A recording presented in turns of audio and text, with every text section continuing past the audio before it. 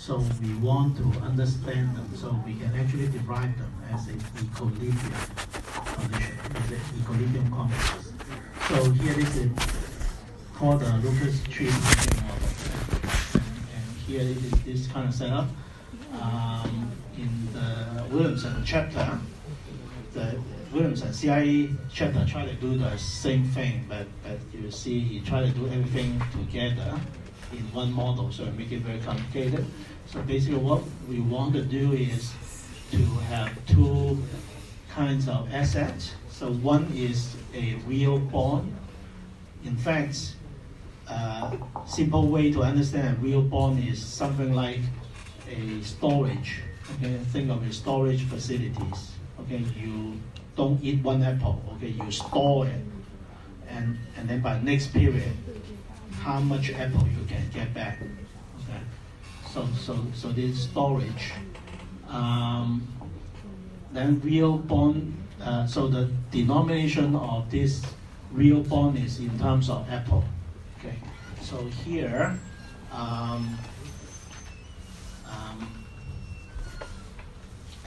The cap RT, so I use the same notation as Randy Wright. So RT is the gross real interest rate.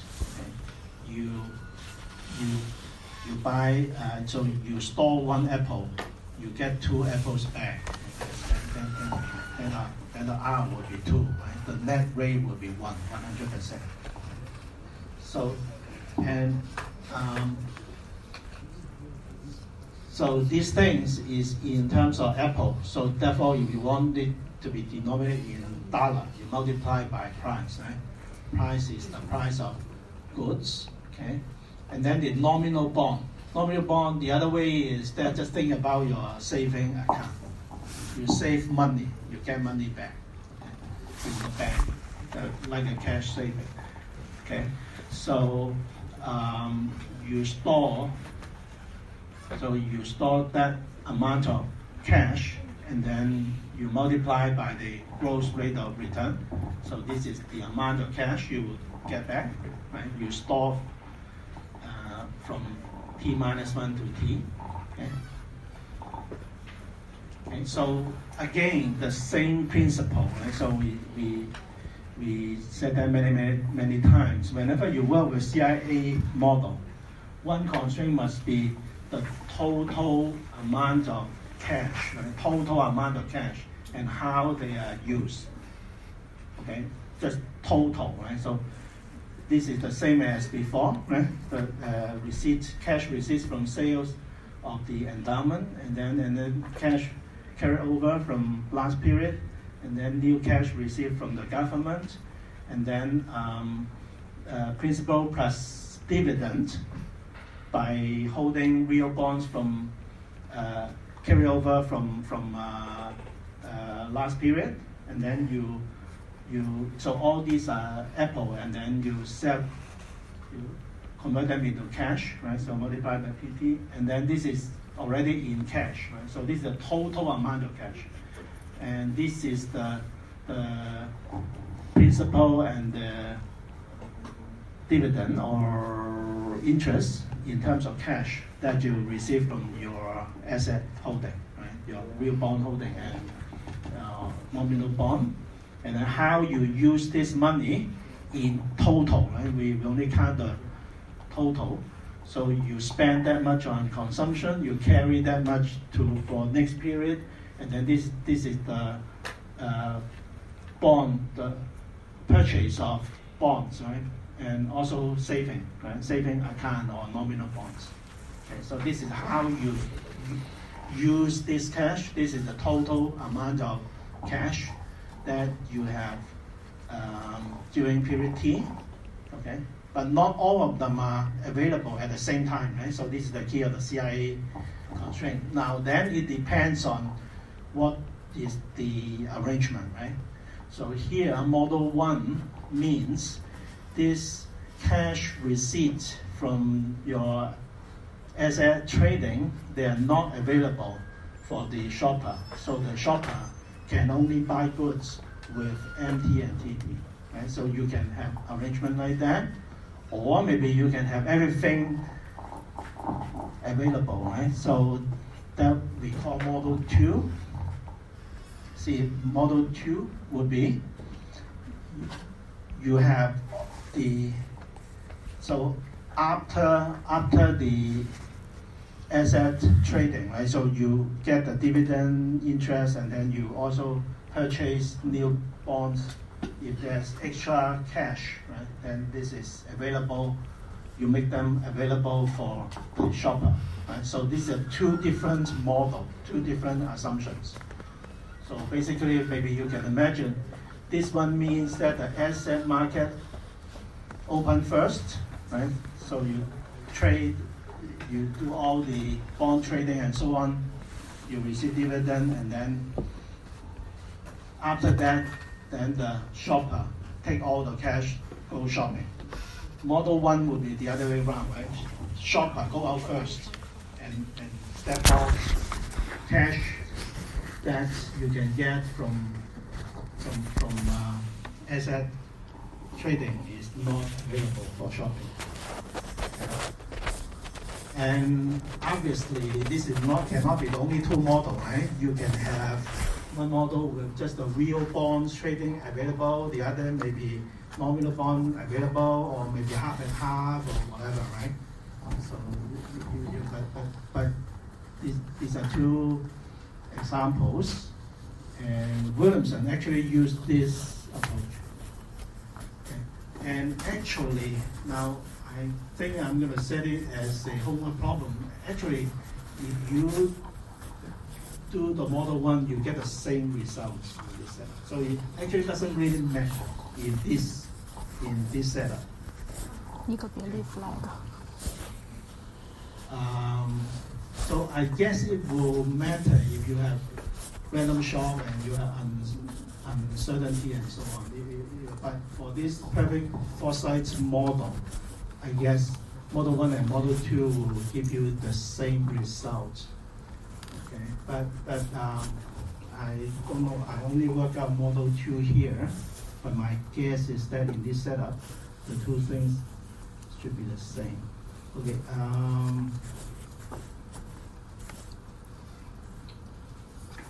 So again,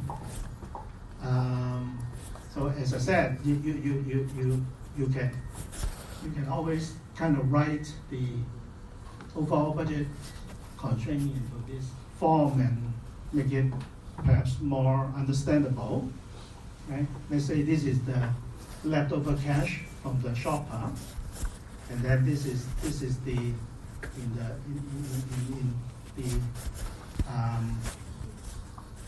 cash receipt from the worker, right? And then this is the cash trading, right? The cash that the household get from the asset market, but this cash is not meant to be available for the shopping. Okay, so therefore you have these things. And as you can see here, these two different models, but in terms of the overall budget constraint, they are just the same, right? Although just I put them in different places. You see, for model number 2, this cash from asset trading is available for the shopper, right? So therefore I put it this way. Okay, you see this curly bracket there? This is the total amount of cash that the shopper carry with him to shopping, right? So I put it this way.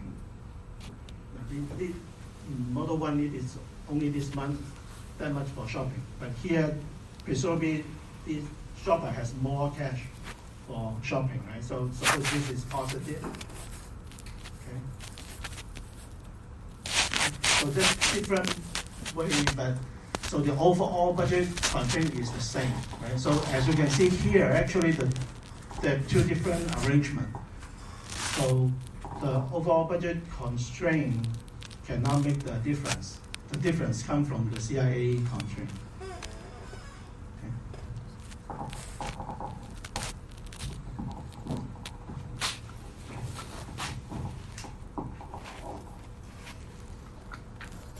So in Williamson, we had the same result, but Williamson did not explain. So in Williamson, you have this. So he just write down. He would just say, okay, this is the CIA constraint. This is the overall. This is the consumer constraint. But the idea is that you see here this CIA constraint. So here you can move this thing to the right-hand side, and then you see this is the total amount of cash that the shopper carry with him to shopping. And then this is the overall budget constraint, right? Over the total amount of cash available to the household. And then this is how these money are used. Okay? So you get all these same results. Okay? So we try to explain this thing perhaps a lot better.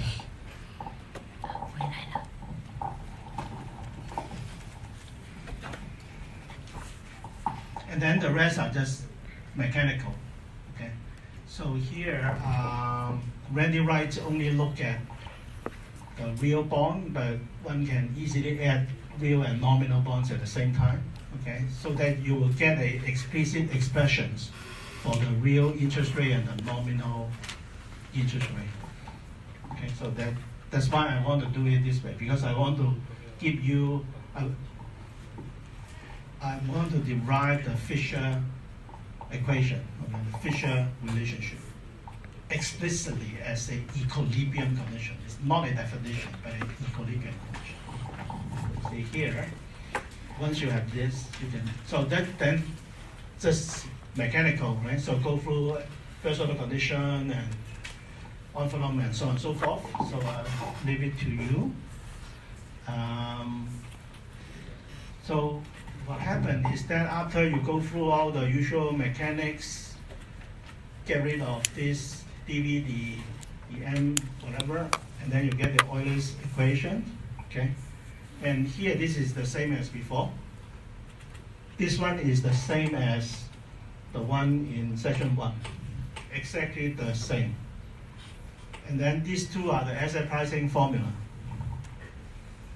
Okay, so here the asset pricing formulas, they always look that way.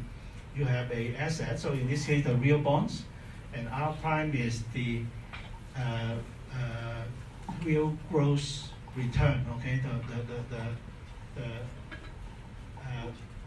so this R prime is the gross interest rate, right? The real gross interest rate. So this is the gross return of this asset, of this real bond. And then this is just a no arbitrage conditions. Okay, so you don't consume one apple, you lose that much of current utility. And what you get back is in period t+1, you get back principal plus interest like that, and then they work that much of utility to you, and then you discount by one period. And the two things has to be the same in an equilibrium. If they are not the same, then either it's too costly or too profitable.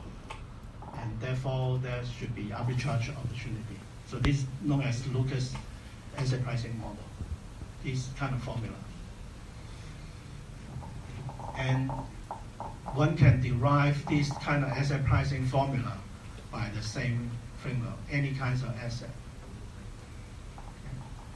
And all you need is just this gross return. So this asset pricing formula, whatever asset, you can always just use this kind of setup. So you get this marginal utility, and then the discount factor, this subscript, and then times this is the gross return, real real return, gross real return of an asset. Okay. So the formula, they all looks like this. You have these things is the gross real return of an asset. I guess in the asset pricing literature, this is known as a consumption-based asset pricing model. Consumption-based. So for whatever asset, you figure out a expression for the gross real return of an asset. Okay. So here in this case, for the real bond, it is obvious, right? So you have an apple. Okay, and then this RT plus 1 is how much you get back. If you invest one apple, you get back RT plus 1 that many apples in period T plus 1. And this is gross, right? So already it must be 1 plus something, right? So, okay. And then you ask how much utility you can get multiplied by the marginal utility, right? Because you receive that the gross payoff at time T plus 1. Therefore, you can multiply by this time T plus 1 marginal utility. And then in order to compare with the left-hand side, because you're on the right-hand side, you have the time T plus 1 utility. On the left-hand side, time T utility. You want to convert them and the discount factor multiply. So both left-hand side and the right-hand side are in terms of time T utility. And then the equilibrium condition says that these two things has to be the same, because otherwise,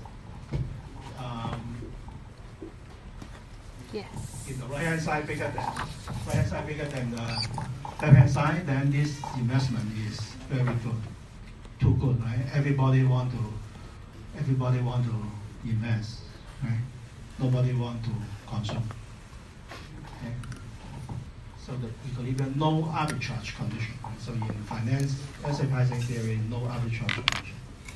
I guess in finance, you don't need to solve dynamic programming problem in order to get the same formula. Just use directly the no arbitrage conditions.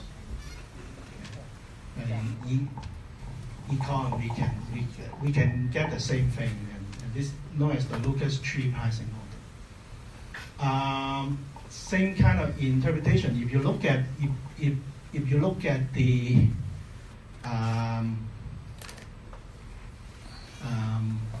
nominal, right? The nominal interest rate, right? The saving account. So here you need to divide by the growth rate of inflation in order to calculate the real return, right? I guess in the other handout, I have a box to explain why you want to do this kind of thing. Okay. You have the nominal, and then, let me check. In the other, there's an illustration or there's an explanation why you want to divide to get the real return. Should be hard to, yeah. So you can have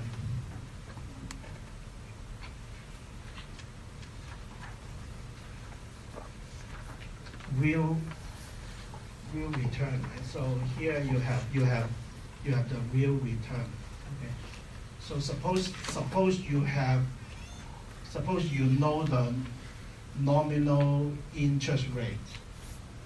Okay. So your gross nominal interest rate by definition is this.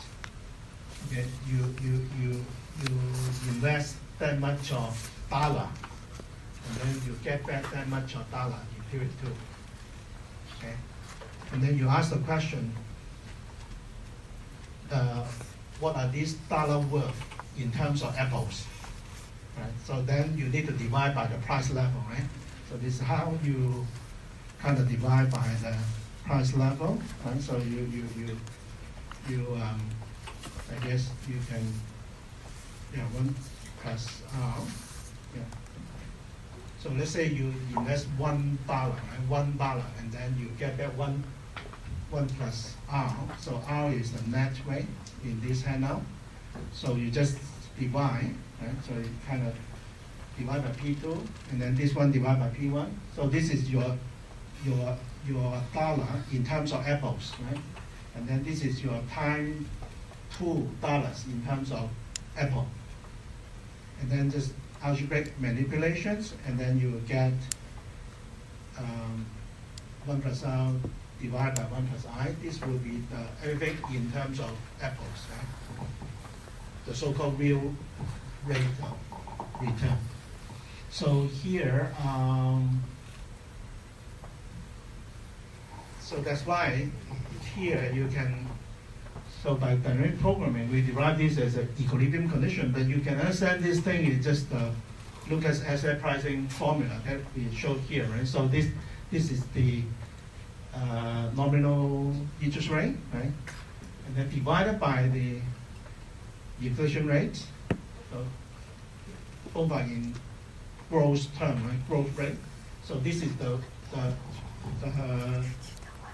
return as a real return of your nominal bonds, right? Real return of your nominal bonds, in the sense that you measure all your payoff and your investment in terms of efforts, just like what we demonstrate in the other hand. So as you can see, this satisfies this kind of formula, right? This, you have the gross real return of an asset multiplied by these things. So Lucas asset pricing formula. And then here, and obviously, so those are the same, right? So you can take the ratio, take the ratio of these two to cancel out these common terms, and you will get this relationship.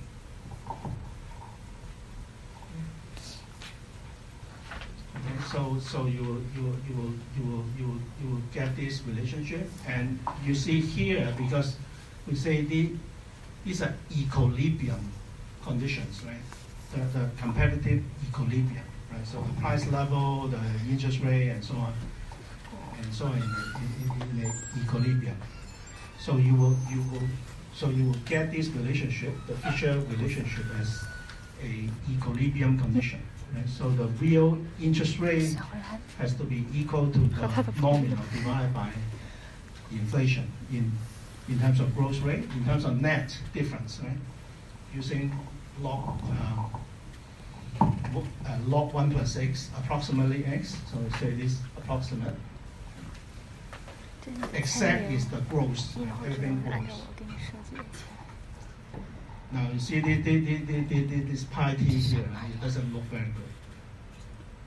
The problem is this definition. Yeah. So if we define it this way, it will look good, because you will have prime here, and just the notation.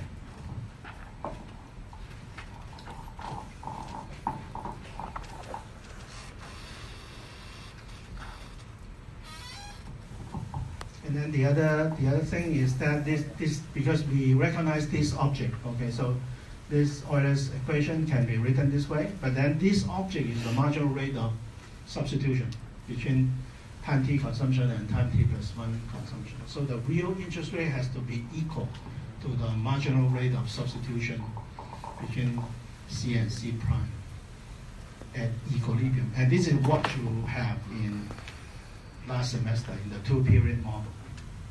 In the two-period model, you have that.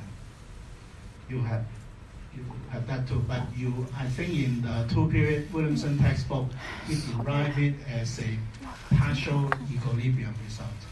It is from the consumer utility maximization problem.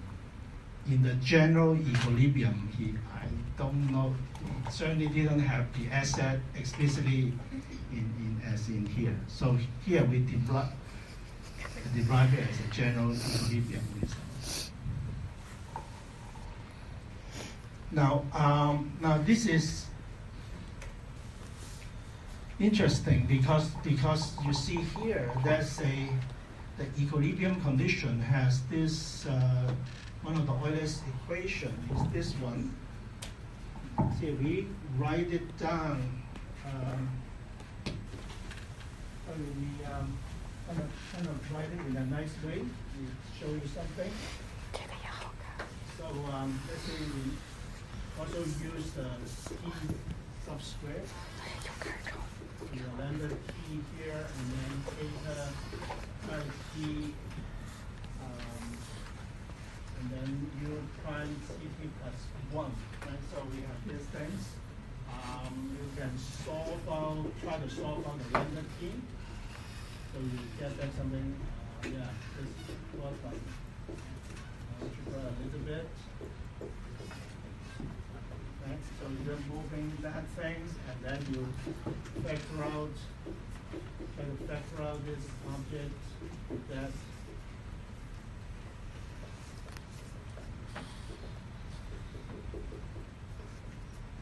Okay, so just algebraic manipulations.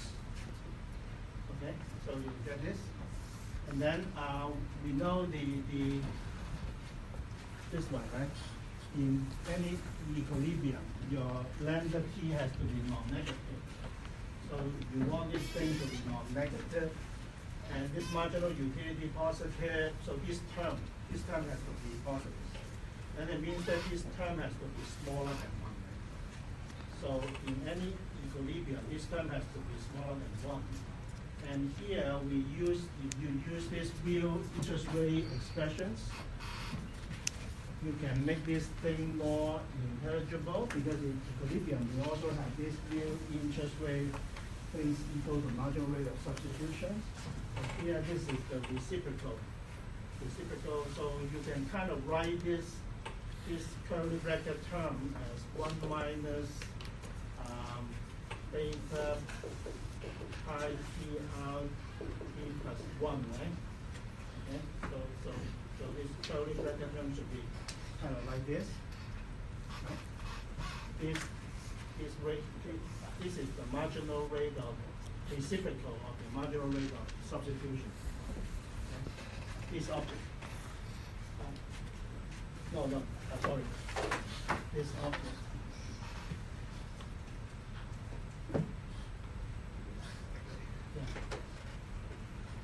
So yeah, use. So you need this flat thing, right? Flat. So this is the theta times the U prime Ct plus 1 over U prime Ct, right? And this you check back these things, just reciprocal. 1 over R theta. Then you end up like this, right? Okay. And you want this thing to be pi d r t plus 1, smaller or equal to 1, right? Okay, for any equilibrium. So that so you will have pi d times r t plus 1 bigger or equal to beta. So so this is a necessary condition for the existence of equilibrium. But these things are the Fisher relationship. This thing is just our nominal interest rate. Okay?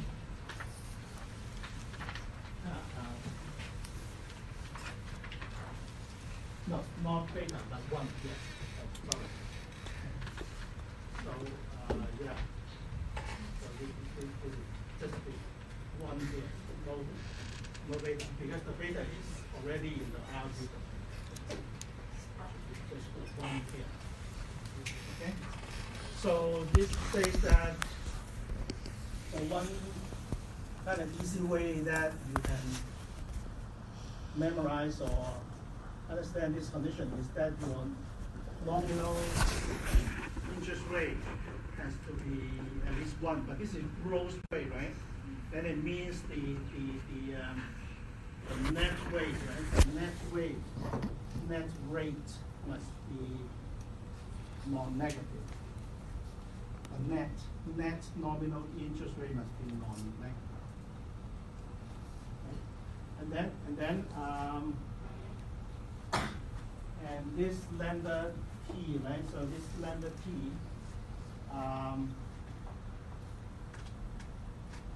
so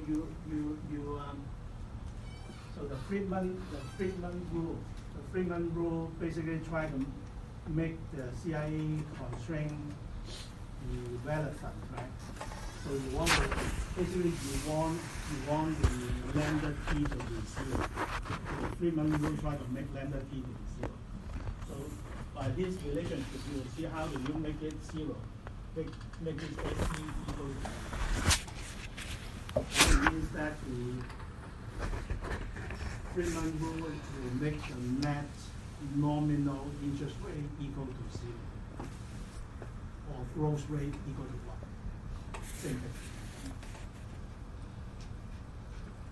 So this thing will make, by this relationship, make the lambda t equal to 0. And you will see if your lambda all equal to 0, you will have the optimal. If you check the Euler's equation, they will all be optimal things.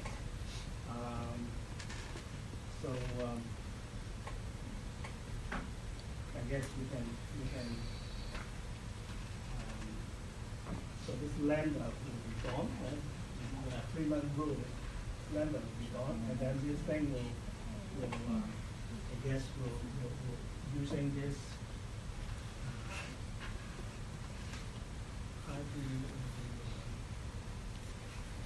If you substitute back all these relationships, you will get back the optimal, the marginal rate of substitution equals to the marginal rate of transformation.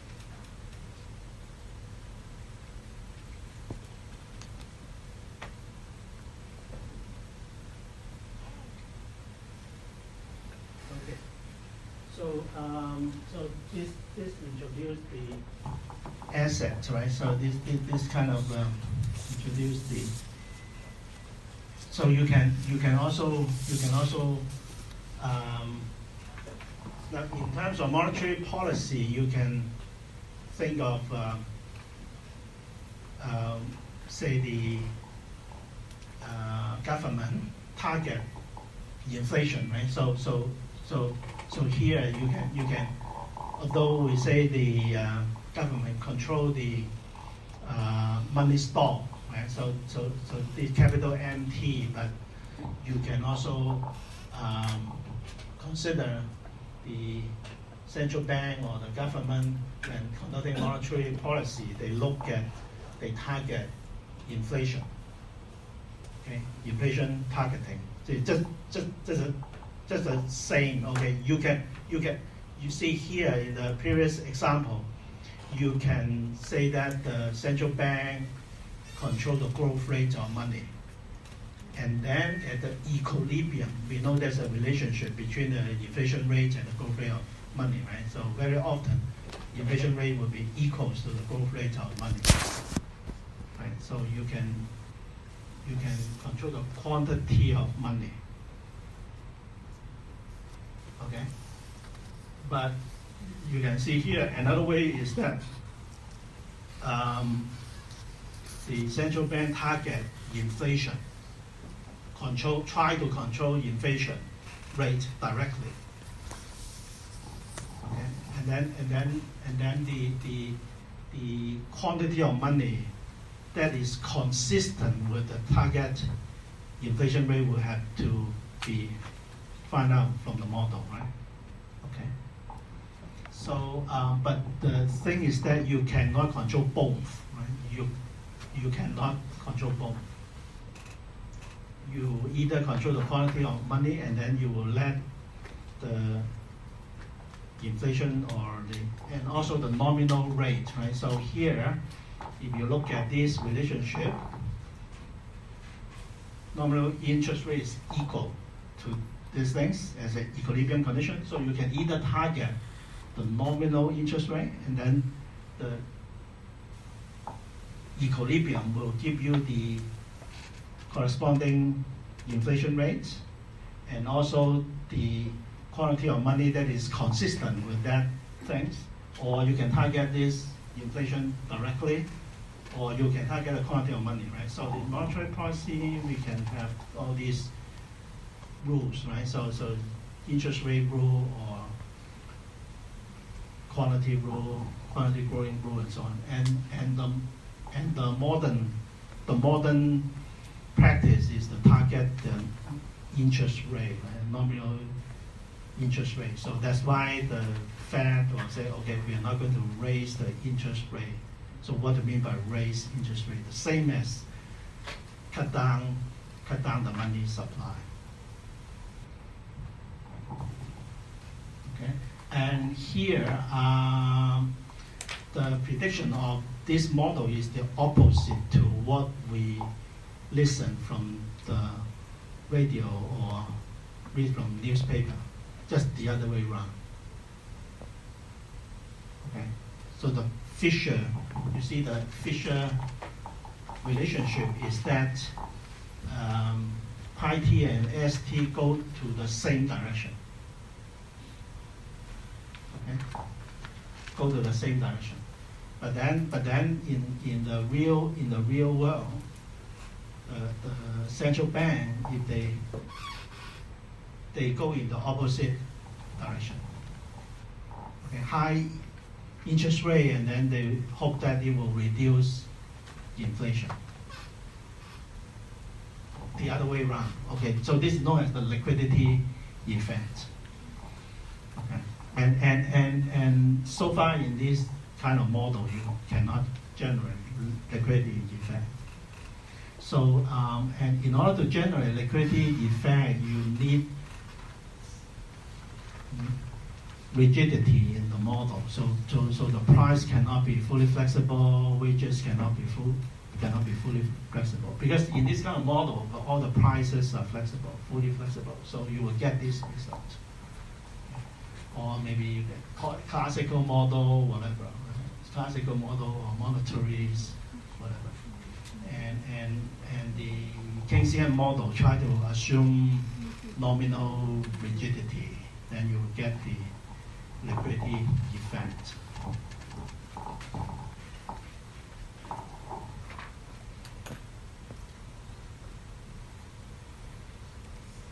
Now, as you can see here, maybe you have in your undergraduate, maybe you see, because the undergraduate textbook, they look at, I think they still want to say the monetary school or whatever, Keynesian school and so on, and then the inflation. Now, as you can see, if you have a quantity equation like that, then immediately you will get all the monetarist doctrine, right? So inflation is always a monetary phenomenon and neutrality of money and so on and so forth. But if you look at how we get these relationships, you will see basically as long as you work with a general equilibrium model, you treat your money demand, money supply just like any other goods, you will get this kind of result. So as long as you work with this kind of model, Laurentian and so on, you will get monetarist kind of result. So perhaps that explains in the Keynesian model that we are going to learn after the holiday. You don't even have money in it, because in order to get Keynesian kind of features, you cannot use this kind of setup. Otherwise, you can easily get Fisher relationship, you get neutrality of money and so on. Okay? If you want non-neutrality of money, you cannot do that.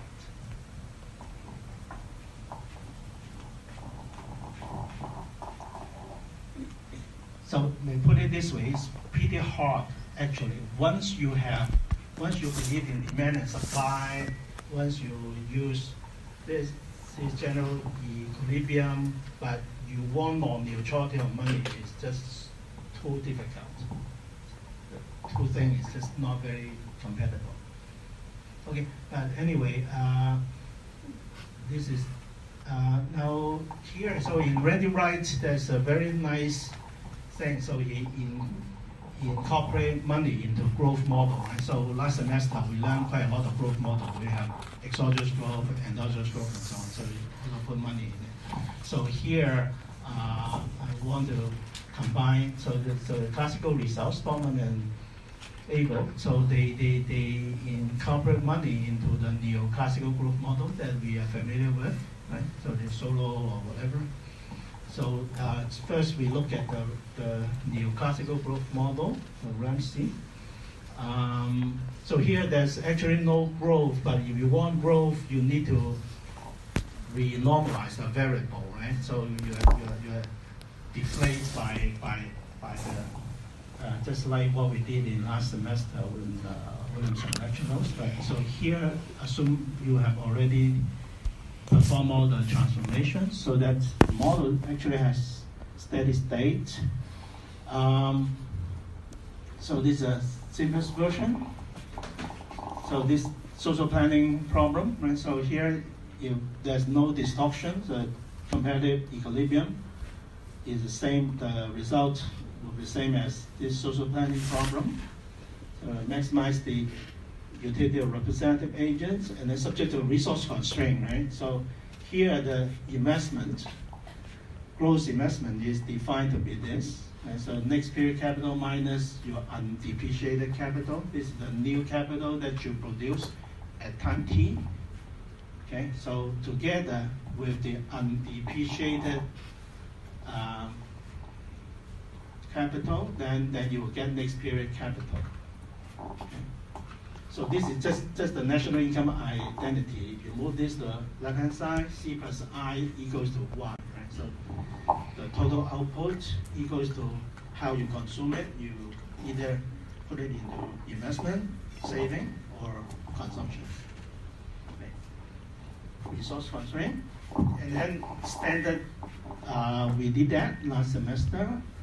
And again, first order condition, envelopes, conditions, combine them, Euler's equations, and then asset pricing. Right? So again, you see the Lucas asset pricing formula here. Okay? And then this is the gross return of saving 1 unit of current goods, saving 1 apple. Put it into capital, put it into investment. Next period, you get the additional output, right?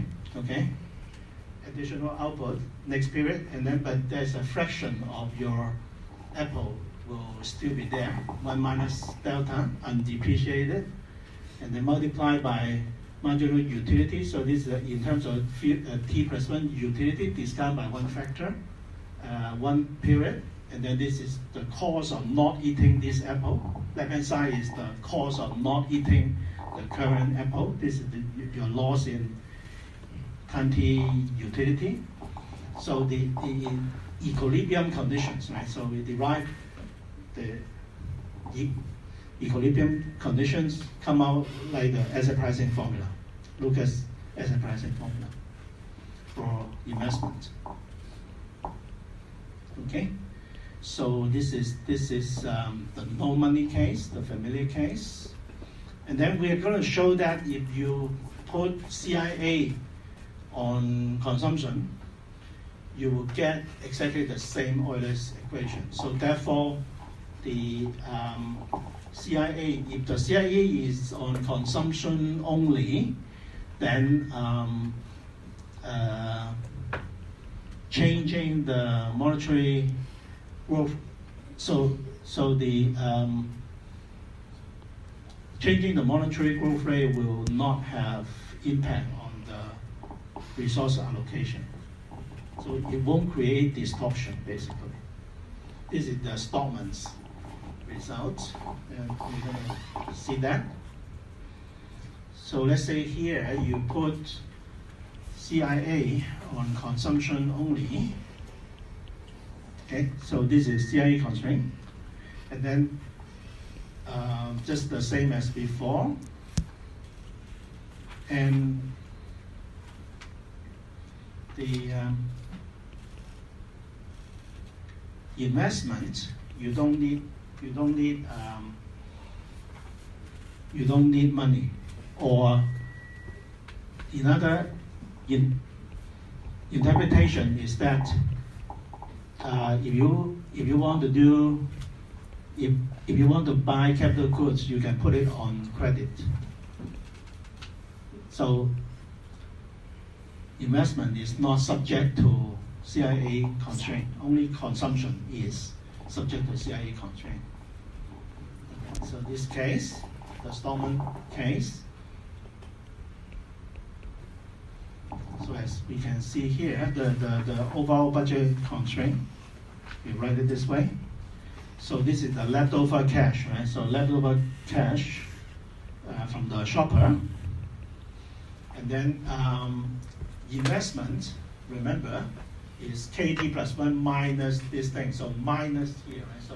So the investment can be directly debited from the current output. So you can interpret this as something like credit card or just directly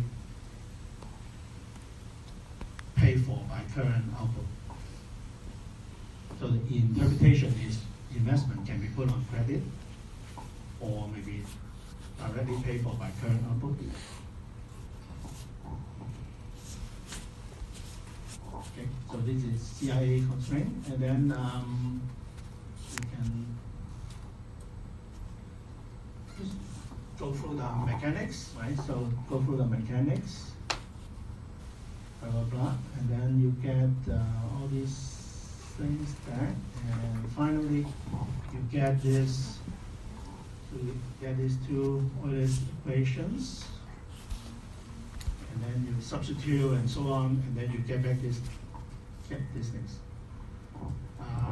So in equilibrium, right? So this is consumer problem, and then we look at the equilibrium. So money supply equal to money demand, and because of the government budget constraint, right? So cap empty satisfy this, right? So the small empty will also satisfy this.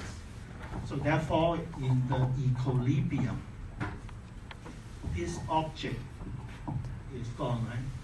In the equilibrium. So the equilibrium consumption will be equal to this, just the same as the no money,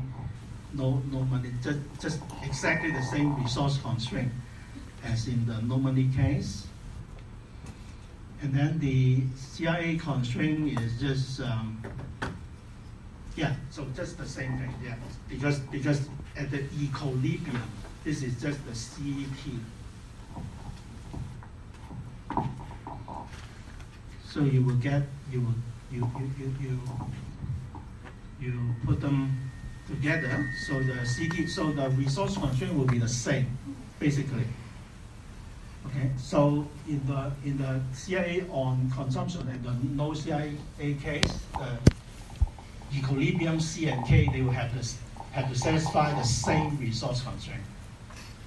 And then the Euler's equations, if you look at it here, at least at the steady state, okay, Stockman proved this result for the steady state when this thing is constant, okay, and with CIA binding, steady state with CIA binding. Now, once CIA is binding, must be true that the inflation rate must be constant, right?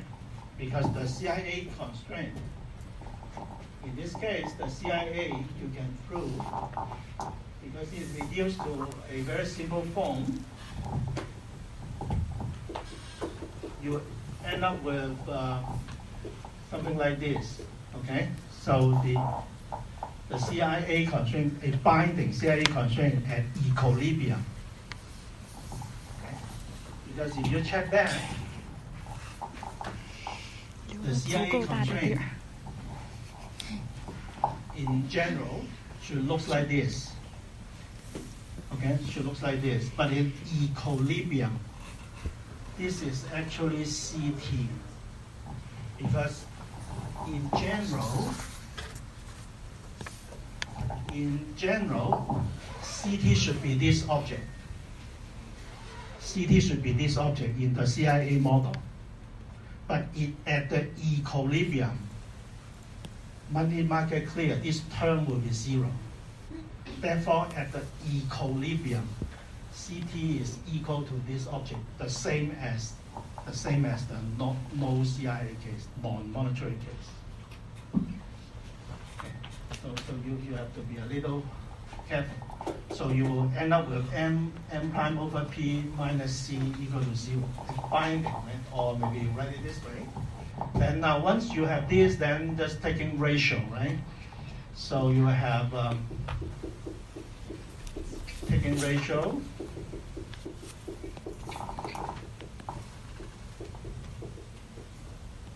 Right, so you're taking ratio, and then this will be the, and then you say it is steady state, right?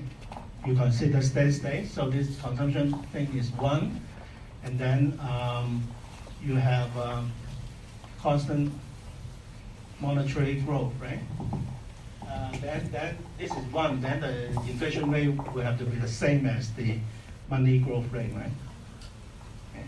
All the time. And also we look at what? We look at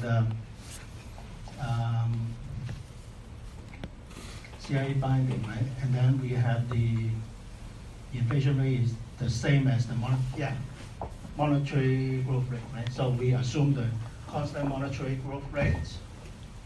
So this should be the mu. So then the inflation rate should be constant, right? Must be. So in a steady state equilibrium with CIA binding. Okay. Now, notice that some people or some books or paper, they're not particularly careful. They say this will come up automatically. Not true. Assumption, you have to assume it. Okay. CIA binding. So here we are in a steady state equilibrium with CIA binding. Presumably, now these things actually, from our previous example, we know when your monetary growth rate is sufficiently fast, right? Your mu is bigger than beta, CIA constraint will be binding. So this is essentially, if you make this assumption directly, basically you say your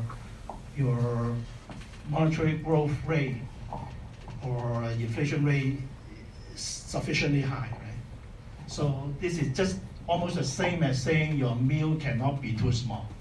Should be bigger than beta or something, whatever. Okay.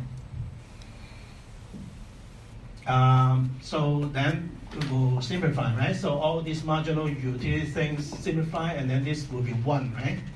Okay, and then so all these things are gone, and you end up with the same equation. So these two things becomes the same thing. So at the steady state, so here you have, so the no money case and the CIA on consumption will give you the same steady state. Same steady state value, right? So same steady state value. So in that sense, the money is super neutral. In the sense that because this is true for any mu, right? And so if you change mu, let's say you start out with one mu, you get this result. Then suppose you change the mu, you get the same thing. Because your mu things will just cancel out here anyway. Okay. So this is the super neutrality result, the Stockman super neutrality result. Now super neutrality, the neutrality of money is not surprising, but super neutrality is counterintuitive. Okay, super neutrality. In the real world, nobody likes inflation. They normally say, okay, if you accelerate inflation, it will be harmful. But if the economy is super neutral, like this case here, doesn't matter. Because they say you have inflation rate, right? We are not talking about a one-time shift in the level of money stock. We are talking about the growth rate of the money stock, right? You talk about inflation rate say the pi equal to mu, right? So your mu is 10%, 100%, 1,000%, 10,000%, whatever. Doesn't matter, right? Hyperinflation, even hyperinflation doesn't matter. So it's not quite intuitive, right? So basically, you want to have more reasonable would be non-super neutrality, right? Non-super neutrality would be more reasonable. Now, how do you get the non-super neutrality, right? Then you need to. Then it turns out, if you have CIA on investment, immediately you will get non-super neutrality. Or if you have labor in the model, not subject to CIA. So basically, you need to have cash good and credit good. Okay? So this is one central finding from CIA models. Okay? So here we show you CIA on investment and consumption and investment. Okay.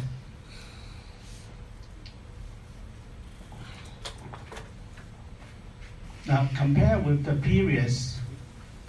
Now I write this way, it should look clear, right? So part of so this is the amount of money the shopper has, buy consumption goods and also buy investment. This is investment, right? By definition, investment. Buy investment with cash. Okay, but as you can see here, even though the CIA constraint is different from the previous case, this one is the same. See, the overall budget constraint is always the same in the different CIA models. You can understand this by sort of writing it in a rearranging terms, but it turns, so if you do it this way, it's just the same. So here I kind of put this investment things here into this bracket term, right? Compared with the previous case, but the overall budget constraint remains the same. Okay,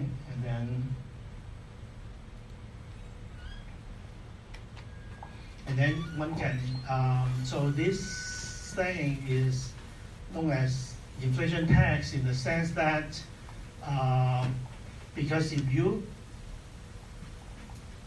whenever you have to put into cash, right, whenever you have to carry overnight, it will subject to the negative rate of return, right? Negative rate of return because of, could be inflation, right? So that's why the real return on money is 1/pi, right? So then the entire output, so you can kind of, so here the money demand should be at least as large as this, right? Then the current value of the entire output is subject to inflation tax. Okay. Whereas in the previous case, because investment is not in the previous case, investment is not subject to CIA, so the CIA constraint kind of looks like this. See, in the previous case, you have this case, right? So this is current output, and this term here is negative, right? Minus investment, right? So only the part of output. So the total output minus investment is subject to inflation tax, right? In the case one. Case two is that the entire output is subject to inflation tax because both consumption, because you need cash to buy both consumption and investment. See, you can play with these things, and actually Randy Wright do a little somewhat interesting. See, his setup is actually net investment. See, in the Randy Wright chapter, you find that he want to write the CIA constraint this way. Okay, so in Randy Wright, he put his CIA constraint on consumption and investment this way, but this is not gross investment. This is known as net investment. So the new next period capital minus current period capital, net investment. So why is it net? Because gross investment is, so you kind of write it this way. You write it this way, and then here what? So what is delta times KT? KT is your old capital. Delta is the fraction of the depreciation rate. So that this is the delta times KT is the depreciated capital. Depreciated capital. So gross investment IT is equal to this. So it will replacing the depreciated capital, and then this is the new capital. Okay, or maybe one. You see, you can imagine maybe you think of so you have let's say your KT is 2 cars, right? 2 cars, and then delta KT means 1 car is useless, depreciated. Okay, so then your gross investment is first replace this old car, and then you add another 3 cars there. Okay, so this is the gross. Okay, so here basically what Randy Wright did was that this replacement of old capital is not subject to CIA constraint. So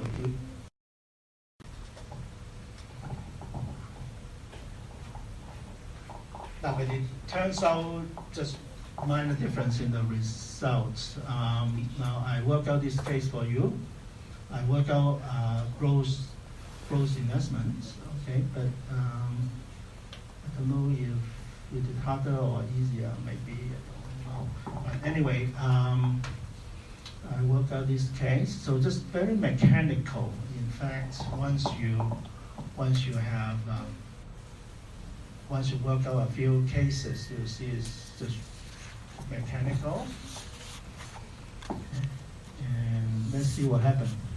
So just do the usual stuff and nothing really special. Just work out carefully, and then you get then you get something like this. Okay. So a little complicated. Okay. Once you have the investment, you get a little bit complicated, and then you combine the two, and then you get these Euler's equations. Okay, and then we look at the same scenario. Okay, in a steady state. Okay, in a steady state equilibrium with CIA binding and so on. Okay, just like the case 1, like the previous case, and then money grow at a constant rate, and just using these conditions, this thing reduced to this steady state object, and then you can compare with the previous case. Okay, now the previous case is the same as the efficient case, right? With the no money case, CIA on consumption only is the same as no money, right? So you see here, once you have CIA with investment and consumption, at the steady state, you see the difference like this. Left-hand side is the same, and then you have this thing the same, this thing the same. So only these terms is different. Okay. So if you look at the interpretation is that it's sort of like you reduce this marginal product of capital because your this thing is smaller than 1, right, for equilibrium to exist. So basically the intuition is that once you have the CIA on investment, you will reduce the return of investment. Okay.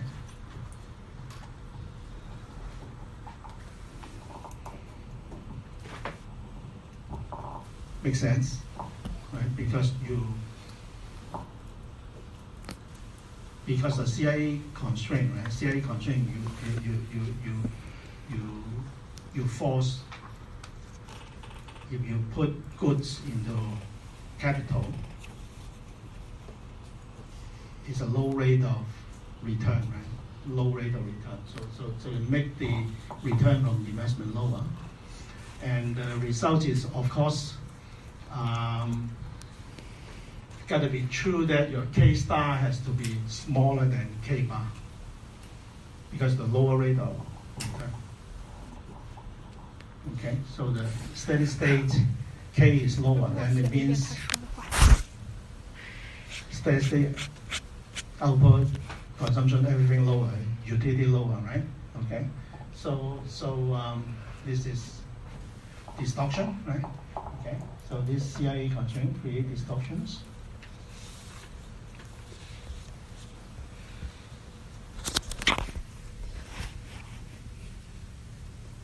And of course, and it makes it very clear if you use the Friedman rule. In this case, will be mu equals to beta. The two things will be the same, and therefore the steady state should be the same. So the optimal monetary policy is so the Friedman rule. Right? So I think the Friedman rule, how the Friedman rule works. In this case, is an explicit example. So you change the mu will have an impact on the steady state, right? on the steady state K, and therefore all other variable, all other real variable. So money is not super neutral. This is the Randy Wright version, and one can do similar things, exactly the same. I guess just the formula is a little bit different. You end up with a formula like that, but I guess similar conclusion. So I leave it to you. You leave the verification as an exercise or maybe exam pattern, whatever. Okay. So yeah, and this is interesting, right? So the endogenous growth model with CIA is nice, and you can. So just the same mechanics, okay? So the technique will be exactly the same, just a model setup, right? So first you look at the no money case, this is the AK model, and we have familiar results. So here, something new here is that for balanced growth, right? So in the endogenous growth model, there's no transitional dynamics. So we just look at the balanced growth equilibrium. So it's balanced growth, all the variables grow at the same rate. If you remember the endogenous growth model that we talked about last semester, they all have this property, balanced growth. Now, a model that has balanced growth, the utility function, you cannot assume any arbitrary utility function. So this is the only utility function that is consistent with balanced growth properties. So in particular, the log utility is fine. When sigma is 1, then it is the log utility. Okay. So here we need to work with this utility because you want to look at the balanced growth equilibrium. So the consumption and capital, they all grow at the same rate, gamma. Balance growth, and we want to find out this gamma. So using the Euler's equations, so just using this utility function from the Euler's equation, you can find out in closed form. In closed form solution, this simple endogenous growth model, the growth rate, the balance growth rate must be this. Okay? And then we will add CIA and then see what happens to the growth rate and all kinds of things. And you get similar results. So CIA on consumption only, right? So just translate the previous results. So go through the same mechanics. You get, finally, you get these Euler's equations. Okay, and then you plug in the usual. Yeah, so you have so in the balanced growth equilibrium.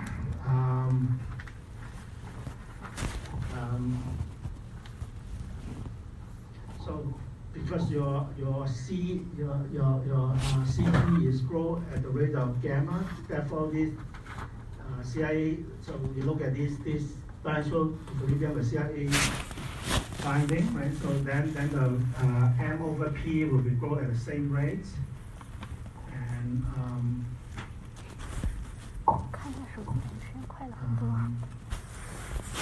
same rate. So here you get these cancellations, and you end up with just the same, similar results with the previous case, super neutral, and then non-super neutral if you put CIA on investment. Okay, so all this thing is similar, very similar to the neoclassical growth case. Okay. So in terms of the takeaway, it is just the same message. Okay? So in the same, just a different setup. Right? So in the growth model, endogenous growth, exogenous growth, and so on, no growth, and so on. So there's essential, pretty much the same predictions. Right? So if you put CIA on consumption only without labor, right? So here without labor, then this money is super neutral, and then no longer super neutral if you have CIA on investment.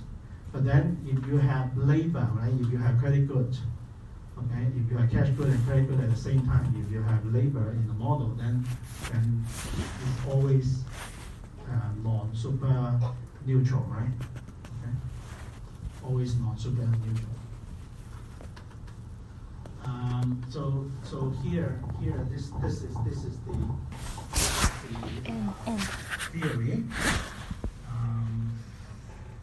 Now we're running out of time, but this is very nice theory, very nice model.